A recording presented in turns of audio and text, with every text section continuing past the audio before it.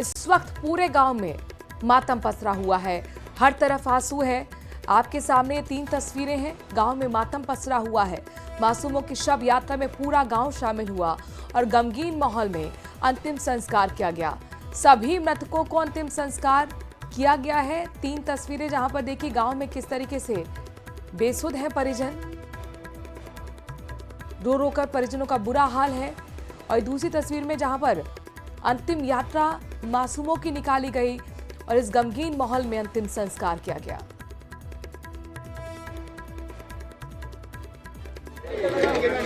हादसा इस तरह के होते हैं कि पानी इकट्ठा हो जाता है, नीचे से जमीन धसक जाती है। काफी सारे रीजन्स हैं इसमें, उनको सबके विचार करके और जो भी दोषी होगा उसके खिलाफ। नहीं, लापरवाही जो चीज है जो गांव वाले बता रहे हैं उनके हिसाब से, जो गांव वालों ने हमको बात बताई उस पर हम जांच करेंगे। क्योंकि टीचर से जब भी हमने पूछा, जो स्कूल चला रहे हैं उनसे भी जब हमने पूछा, तो उनके द्वारा ऐसी कोई बात हमारी जानकारी में नहीं लाई गई थी। इवन कल भी हमने जब उनसे पूछा वापस, तो उन्होंने कहा था हमारी जानकारी में ऐसा नहीं था और ऐसा नहीं लग रहा था।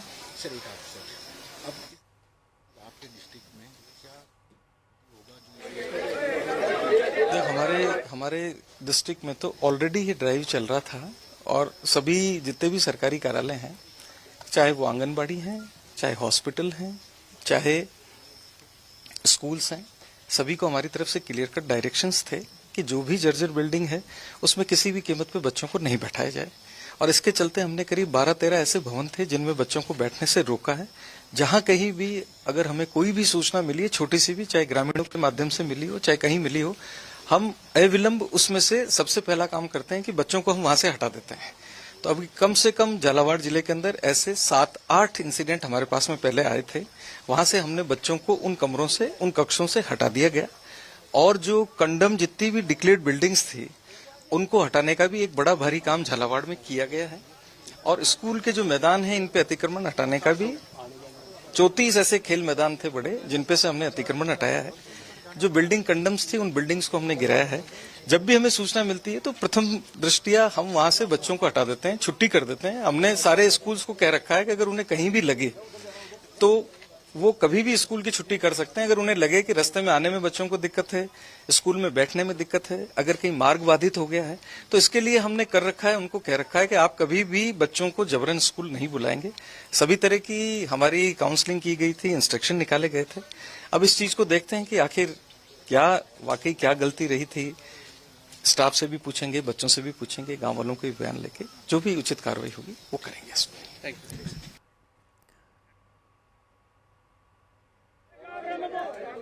उधर झालावाड़ स्कूल हादसे को लेकर कांग्रेस ने सरकार पर जोरदार हमला बोला है।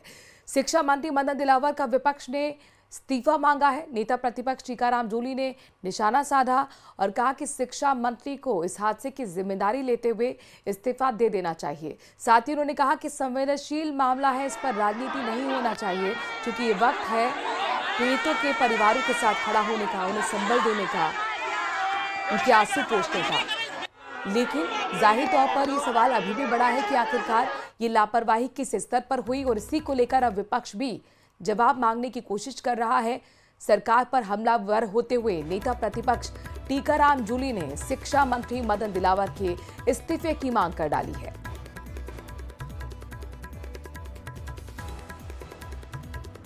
बड़ा संवेदनशील मामला है, इस पे राजनीति नहीं होनी चाहिए।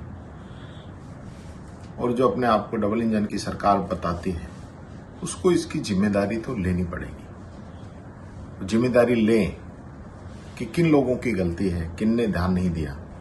क्या हमारे शिक्षा मंत्री जी जब से बने हैं तब से लेकर एजुकेशन को लेकर कोई काम कर रहे हैं, कोई बात कर रहे हैं, कोई बयान दे रहे हैं, या बच्चों से पौधे लगवाने में व्यस्त हैं, या गांव की सफाई का रोजाना कोई ना कोई अलग चैप्टर छेड़ देते हैं। उनको एजुकेशन से कोई लेना देना ही नहीं है, ऐसा लग रहा है। मैं ये कहना चाहूंगा तो जिम्मेदार उन पे कार्रवाई हो, और शिक्षा मंत्री जो है इसमें अपना इस्तीफा दें, वो मॉनिटरिंग नहीं कर पा रहे हैं। झालावाड़ जिले के मनोहर थाना के पिपलोदी गांव में स्कूल हादसे के बाद देर शाम पूर्व मुख्यमंत्री वसुंधरा राजे और सांसद दुष्यंत सिंह भी झालावाड़ पहुंचे। वसुंधरा राजे और दुष्यंत सिंह ने घायलों की कुशलक्षेम पूछी और बेहतर इलाज के निर्देश दिए। तो वहीं शिक्षा मंत्री मदन दिलावर ने मृतकों के परिजनों से मुलाकात कर सांत्वना दी। मदन दिलावर ने मृतकों के परिजनों को 10-10 लाख रुपए की मुआवजा और संविधान नौकरी के साथ ही नए स्कूल भवन की घोषणा की है। उधर शिक्षा विभाग ने सारे मामले में प्रारंभिक रूप से लापरवाही बरतने पर स्कूल के कार्यवाहक प्रधानाध्यापिका सहित 5 शिक्षकों को निलंबित किया है। इस हादसे से प्रदेश भर में शोक की लहर है।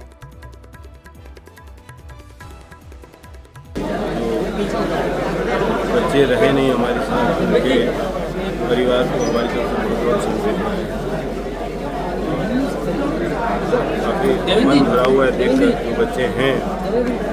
डॉक्टर्स ने पूरी मेहनत करके और यहाँ के आपके जो आम लोगों ने जो ब्लड डोनेशन वगैरह किया है उससे काफ़ी स्थिति संभल गई है। जहाँ भी स्कूल जर्जर अवस्था में है, ऐसे बच्चों को वहाँ से किसी दूसरे सुरक्षित स्कूल में पहुँचाने का काम करे ताकि ये फिर से जो हुआ है वो रिपीट ना हो।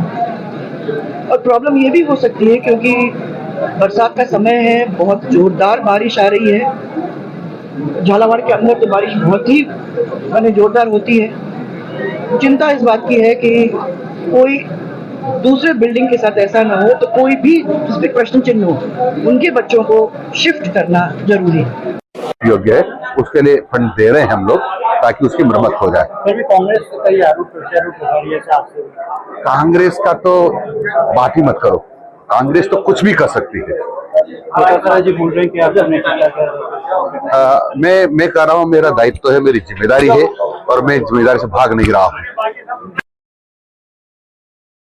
बात एसीबी की करते हैं। लगातार एसीबी अलर्ट मोड पर, एक्शन मोड पर छापेमारी हुई है। प्रदेश भर में एसीबी की और परिवहन विभाग के इंस्पेक्टर के ठिकानों पर यह छापेमारी की गई। आरटीओ इंस्पेक्टर सुजाना राम चौधरी के ठिकानों पर एसीबी ने छापा मारा है। प्रदेश के करीब आधा दर्जन ठिकानों पर चल रही है छापेमारी।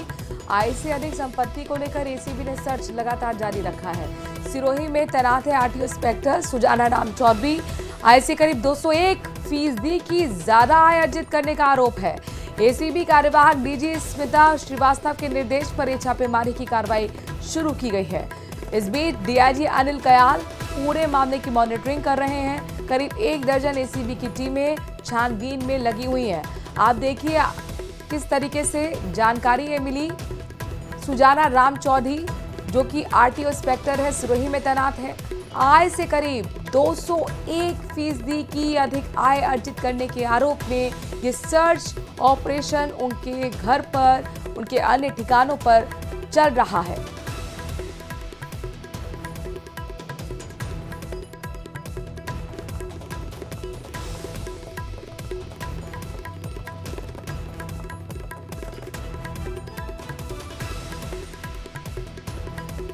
तो प्रदेश के करीब 6 ठिकानों पर लगातार रेड चल रही है और इस वक्त अरबाज हमारे संवाददाता ज्यादा जानकारी के साथ जुड़ गए हैं। अरबाज, ये बताइए कहां ये रेड चल रही है और आखिरकार अब तक रेड में क्या कुछ निकलकर सामने आया है? देखिए, ये एसीबी का जो लगातार एक तरह से ये कार्यक्रम चल रहा है जो भ्रष्टाचार से मुक्ति के तहत, इसमें एक इंस्पेक्टर हैं जिनकी आय को लेकर के ये शक था कि जो 201% तक ज्यादा है सामान्य जो होनी चाहिए। इस मामले को देखते हुए खुद जो बड़े अधिकारी हैं उन्होंने इस मामले में संज्ञान लिया। डीजी जो स्मिता श्रीवास्तव है उन्होंने निर्देश दिया और खुद डीआईजी अनिल कयाल इसकी मॉनिटरिंग कर रहे हैं। 1 दर्जन जो हैं अलग अलग लोकेशंस के ऊपर इन्होंने अपनी टीमें भेजी जो छानबीन कर रही हैं। सुजना राम चौधरी ये आरटीओ इंस्पेक्टर हैं जिनके यहाँ पर एक कार्रवाई की गई है और लगातार जो इनकी शिकायतें मिली थी उसके बाद में जो एसीबी की टीम ने अपनी तरफ से पूरी तस्दीक की और उसके बाद में अब सर्च का अभियान जारी है। फिलहाल अभी शुरुआती दौर में है। जब तक सर्च की कार्रवाई कंप्लीट नहीं होती और उन तमाम चीजों की तस्दीक नहीं होती तब तक अभी अधिकारी ऐसा कह रहे हैं कि कुछ कहना मुश्किल है। लेकिन ज्यादातर जगह अधिकारियों को जो शिकायत मिली उसके मुताबिक जो है स्पष्ट रूप से नजर आ रहा है कि सामान्य रूप से जो जितनी संपत्ति होनी चाहिए उसके मुकाबले दुगनी से 12 टीमें सर्च कर रही हैं जाहिर तौर पर और करीब 1 दर्जन के लगभग ठिकानों पर। क्या ये सभी ठिकाने आरटीओ इंस्पेक्टर सुजाना राम से ही जुड़े हुए हैं? जी, फिलहाल यही बताया जा रहा है, ज्यादातर ठिकाने उनसे ही जुड़े हुए हैं, लेकिन जो कार्रवाई है वो लगातार जारी है। अभी तक जिन ठिकानों पर टीम पहुंची है उन ठिकानों से भी हो सकता है कि और लीड दूसरे स्थानों की मिले, लेकिन जो अपनी एक तरह से होमवर्क पहले जी किया था इसीलिए ने उसके मुताबिक 12 जो लोकेशन है वहां पर ठीक है, ये कार्रवाई नजर बनाए रखिए यहाँ पर अरबाज, और ये तस्वीरें भी बहुत महत्वपूर्ण है दिखाना, जो आपने भेजी हैं दर्शकों तक हम पहुंचाने का काम कर रहे हैं। अरबाज हमारे अपडेट दे रहे हैं संवाददाता। परिवहन विभाग के इंस्पेक्टर के ठिकानों पर लगातार बड़ी रेड चल रही है, लगभग 1 दर्जन के ठिकानों पर ये रेड चल रही है और 12 टीमें गठित की गई हैं। आप ये अंदाजा लगाइए कि कितनी बड़ी ये रेड है। 6 ठिकानों पर बताया जा रहा है छापेमारी है। आय से ज्यादा संपत्ति का ये पूरा मामला, जिसमें एसीबी पूरी तरह से एक्शन मोड में नजर आ रही है। अरबाज, ये बताइए कि कब से ये रेड चल रही है और अभी शुरुआती जांच में क्या कुछ निकलकर सामने आया है, क्या कुछ यहाँ पर निकालने की कोशिश एसीबी की होगी इन ठिकानों पर? देखिए, बुनियादी तौर पर उनका फोकस इस चीज पे जहां पर भी उन्हें जो सामान्य उनकी जो आय होनी चाहिए उसके मुकाबले अलग से जो उनकी आय के जो एक तरह से सबूत हैं वो जी नजर आ रहे हैं। खुले तौर पर जो इन्वेस्टमेंट है, जमीन है, जो चीजें खरीदी गई हैं, उन तमाम चीजों को लेकर के, क्योंकि भ्रष्टाचार कहीं भी आगे नहीं बढ़े और भ्रष्टाचार की राशि से अगर खुलेआम खुद अधिकारी चलिए, इस बहुत तरह बहुत की शुक्रिया उस पर अरबाज तमाम जानकारी हम तक पहुंचाने के लिए। इस बीच एक बड़ी खबर जयपुर से आ रही है। सीएमओ को बम से उड़ाने की धमकी मिली है। जयपुर एयरपोर्ट को भी बम से उड़ाने की धमकी मिली, ये ईमेल के जरिए धमकी दी गई है। इससे पहले भी एयरपोर्ट को धमकी भरा मेल आया था और अब एक बार फिर इस तरह की जानकारी मिल रही है कि सीएमओ को बम से उड़ाने की धमकी मिली है। साथ ही जयपुर एयरपोर्ट को भी बम से उड़ाने की धमकी भरा ईमेल आया है। हालांकि इससे पहले एयरपोर्ट्स हो या फिर स्कूल्स हो, हॉस्पिटल्स हो, उनको लेकर लगातार धमकी भरा ईमेल आता रहा है। लेकिन जाहिर तौर पर चूंकि ये बहुत बड़ा अपने आप में मामला हो जाता है, इसलिए जरा सी भी कोई भी कोताही नहीं बरती जाती। जब भी इस तरीके की खबरें आती हैं, पूरा प्रशासन अलर्ट मोड पर आ जाता है। और अब ये जानकारी मिल रही है कि सीएमओ को बम से उड़ाने की धमकी मिली है। रोशन हमारे संवाददाता इस खबर पर ज्यादा जानकारी के साथ जुड़ गए हैं। रोशन, अपडेट दीजिए। जी बिल्कुल, देखिए, एक बार फिर कहा जा सकता है कि जयपुर एयरपोर्ट प्रशासन को धमकी भरा ईमेल मिला है। ईमेल में स्पष्ट किया गया है कि जयपुर एयरपोर्ट सहित जो शहर की जो प्रमुख सरकारी बिल्डिंग है जिसमें सीएमओ भी शामिल है, वहां पे बम लगाया गया है। एक्सप्लोर से जो उड़ाने की जो धमकी भरा ईमेल प्राप्त हुआ, उसके बाद में जो सुरक्षा एजेंसियां हैं इस ईमेल को लेकर जो है वो जांच में जुट गई है। साथ ही साथ जयपुर एयरपोर्ट हो या सीएमओ हो, उसकी जो सुरक्षा है वो बढ़ा दी गई है। बम निरोधक जो दस्ता है वो सर्च में जुट चुका है। वहीं अगर जयपुर एयरपोर्ट की बात की जाए तो सीआईएसएफ की जो टीम है जिसके हाथ में जयपुर एयरपोर्ट की सुरक्षा का जो जिम्मा है, ऐसे में जो सीआईएसएफ की जो अलग अलग जो टीमें हैं जयपुर एयरपोर्ट के चप्पे चप्पे को जो है वो सर्च में यहाँ पर जुटी हुई है। लेकिन सबसे बड़ी ये बात है कि लगातार राजधानी जयपुर की अगर बात की जाए, चाहे जयपुर एयरपोर्ट हो, सचिवालय हो या फिर विभिन्न होटल्स हो, इन्हें बम से उड़ाने की जो धमकी भरे ईमेल मिलने का जो सिलसिला है लगातार जारी है। पूर्व में मुख्यमंत्री भजनलाल शर्मा को भी इस तरीके से जान से मारने की धमकी, और अब फिर सीएमओ को जो उड़ाने की धमकी, कहा जा सकता है कि सुरक्षा एजेंसियों के लिए जो कई सवाल खड़े करता है कि आखिर इसके पीछे क्या कुछ साजिश है। इस तरीके से धमकी भरे ईमेल मिलते रहे, जो ईमेल भेजने वाले जो लोगों तक पुलिस की किसको संबोधित करते हुए ईमेल इसमें आया और क्या कुछ इस ईमेल में लिखा गया है, रोशन? जी बिल्कुल, देखिए, अब तक जो जानकारी जो मिली है वो ये स्पष्ट हो पाया है कि जयपुर एयरपोर्ट प्रशासन को ये जो ईमेल है वो मिला है, जिसके अंदर ये स्पष्ट किया गया है कि जो बम से एयरपोर्ट को जो है वो उड़ाने की जो धमकी वो इसके अंदर दी गई है। हालांकि इस पूरे मामले के अंदर सुरक्षा एजेंसियां भले ही जांच में जुट चुकी है, लेकिन अभी इस बारे में कोई औपचारिक जो बयान है वो नहीं दिया गया है। लगातार कहा जा सकता है कि स्थानीय पुलिस की जो मदद से जयपुर एयरपोर्ट की बात की जाए या सीएमओ की बात की जाए, इसका जो चप्पा चप्पा कोना कोना है वो खंगाला जा रहा है। अभी कुछ ही देर बाद में जो आला अधिकारी इस पूरे मामले को लेकर जो है वो जानकारी स्पष्ट करेंगे। रोशन, ये बताइए कि आखिरकार क्या अभी तक कोई सोर्स पता लग पाया है, ये ईमेल कहां से आया है? कोई नाम भी उसने दिया? जी बिल्कुल, देखिए, ये इन्वेस्टिगेशन का पार्ट है। अभी तक ये मालूम नहीं लग पाया है कि आखिर ये ईमेल कहां से प्राप्त हुआ है। हालांकि जांच एजेंसियां बिल्कुल। ईमेल के आधार के कुल ऊपर मिलाकर जो यहाँ IP पर एड्रेस प्राथमिकता है, यही है कि पहले यहाँ पर सर्च ऑपरेशन शुरू किया जाए और रोशन बता रहे हैं कि वहां पे टीमों को रवाना कर दिया गया है, चप्पे चप्पे की तलाशी ली जा रही है। नजर बनाए रखिएगा इस बड़ी खबर पर। शुक्रिया तमाम जानकारी रोशन हम तक पहुंचाने के लिए। एक और बड़ी खबर का रुख कर लेते हैं। 12 से ब्रेकिंग न्यूज आपको बताते हैं, जहां पर जर्जर स्कूलों के भवन को लेकर आक्रोश देखने को मिल रहा है। स्कूलों की मरम्मत की मांग को लेकर विरोध किया गया। बोरखेड़ी और कंडारी में स्कूलों के गेट पर ताले जड़कर यह विरोध किया गया है। ग्रामीणों ने मरम्मत की मांग को लेकर स्कूल को बंद करा दिया। स्कूली बच्चे फिलहाल बाहर हैं।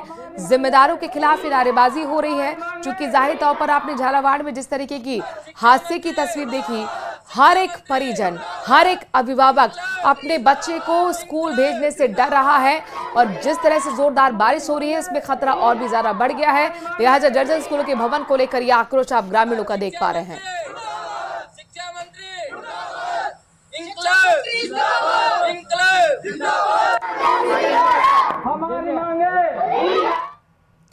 स्मार्ट मीटर को लेकर प्रदेश में बिजली स्मार्ट मीटर को लेकर लगातार विवाद थमने का नाम नहीं ले रहा। कांग्रेस ने प्रदेश के अलग अलग शहरों में जोरदार प्रदर्शन किया है। मीटर पर हल्ला बोल,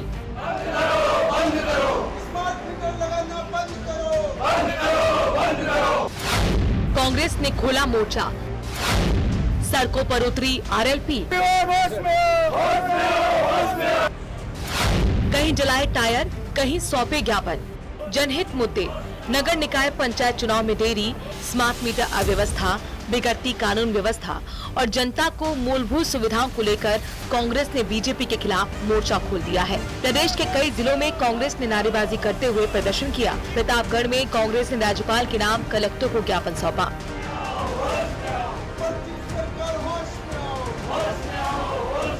भारतीय जनता पार्टी की सरकार को 1.5 साल हुए हैं। इस 1.5 साल की नाकामी के खिलाफ हमने धरना प्रदर्शन किया है। जिस तरीके से पर्ची सरकार की स्थिति ये है कि कानून व्यवस्था बिल्कुल ठप हो चुकी है। आज राज्य के अंदर अराजकताओं का माहौल है, बलात्कार के किस्से मिले, चैन स्नैचिंग के किस्से हुए जा रहे हैं, कई तरह की घटनाएं घट रही है, बजरी माफिया जिस तरह से पनप रहा है, आज उसके खिलाफ हमने प्रदर्शन किया है। वहीं झुंझुनू में भी स्मार्ट मीटर और कानून व्यवस्था को लेकर कलेक्ट्रेट के बाहर जोरदार प्रदर्शन किया गया।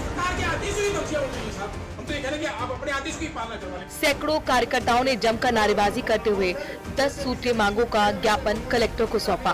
कांग्रेस नेताओं ने स्मार्ट मीटर को आमजन पर आर्थिक बोझ बताया और ज्यादा बिलिंग पर नाराजगी जताई। आज हमारे प्रदेश कांग्रेस कमेटी के प्रदेश अध्यक्ष आदरणीय गोविंद जी डोटासरा जी के निर्देशानुसार हमारी जिला कांग्रेस झुंझुनू कमेटी ने एक मीटिंग की, पूरी डीसीसी की, और मीटिंग के बाद एक निर्णय लिया गया कि आज प्रदेश में बहुत ही बुरे हालात हो रखे हैं, संविधान और लोकतंत्र खतरे में, उस चीज़ों को लेकर हमने एक ज्ञापन तैयार किया सभी की राय से, जिसमें मुख्य जो हमारी मांगे हैं वो एक तो स्मार्ट मीटर, जो ये जन कल्याणकारी हित की सरकार बातें करती है, जब जनता चाहती नहीं तो स्मार्ट मीटर उन पर थोपा क्यों जाए। स्मार्ट मीटर के खिलाफ बूंदी में कांग्रेस कार्यकर्ता सड़कों पर उतरे और नारेबाजी की।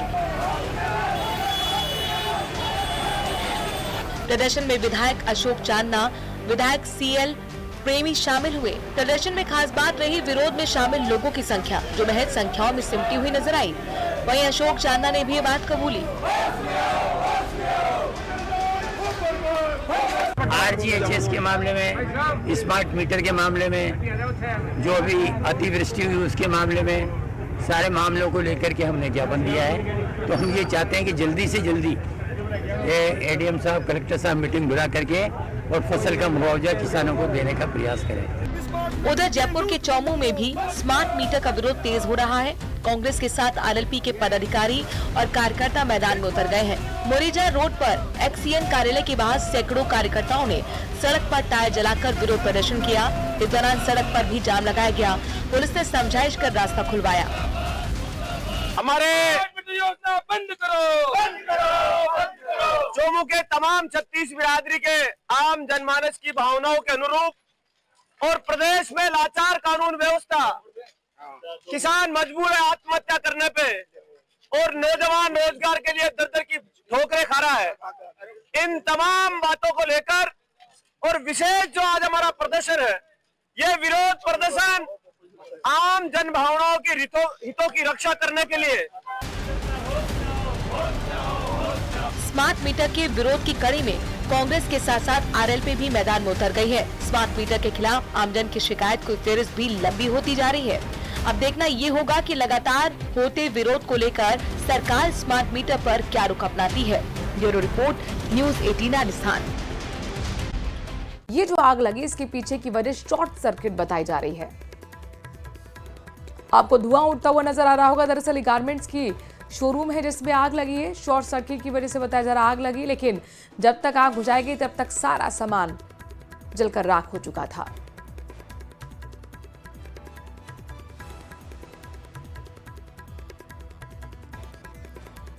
तो रेडीमेड गारमेंट शोरूम में अचानक आग लगी। सूचना दमकल विभाग को दी गई। 2 दमकल की गाड़ियों ने पहुंचकर आग पर काबू पाया, लेकिन ये सब कुछ होने से पहले ही वहां पर रखा सामान स्वाहा हो गया।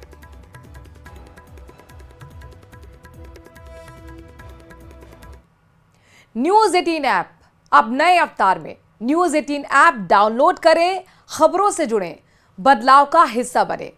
अपने शहर, देश और दुनिया की खबरें अब सीधे आपके मोबाइल पर। नीचे दिए गए QR कोड को स्कैन करें और तुरंत डाउनलोड करें न्यूज़ 18 ऐप।